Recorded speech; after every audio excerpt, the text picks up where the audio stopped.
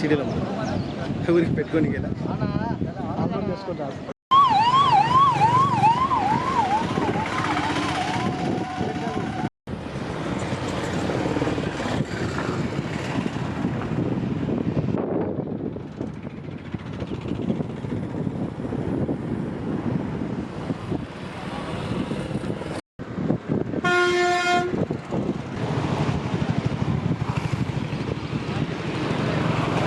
నా పేరు రవి ప్రకాష్ అండి, రామేశ్వరం విఆర్ఓగా పనిచేస్తున్నాను.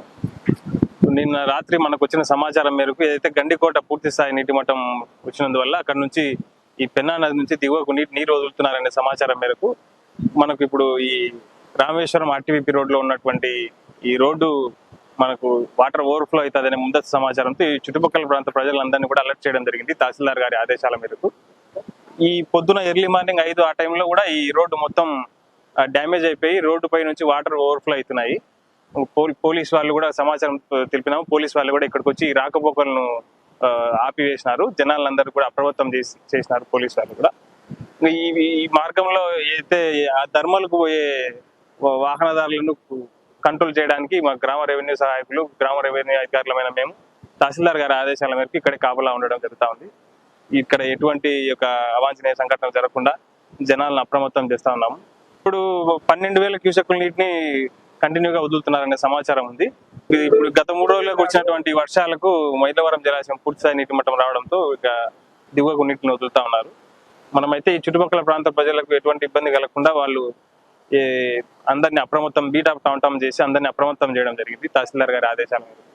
నిన్న వదిలినారు నీటిని, కంటిన్యూగా వస్తా ఉన్నాయి. ఇప్పటికైతే ఇది ఎన్ని రోజులు వస్తాయనేది సమాచారం కాలేదు.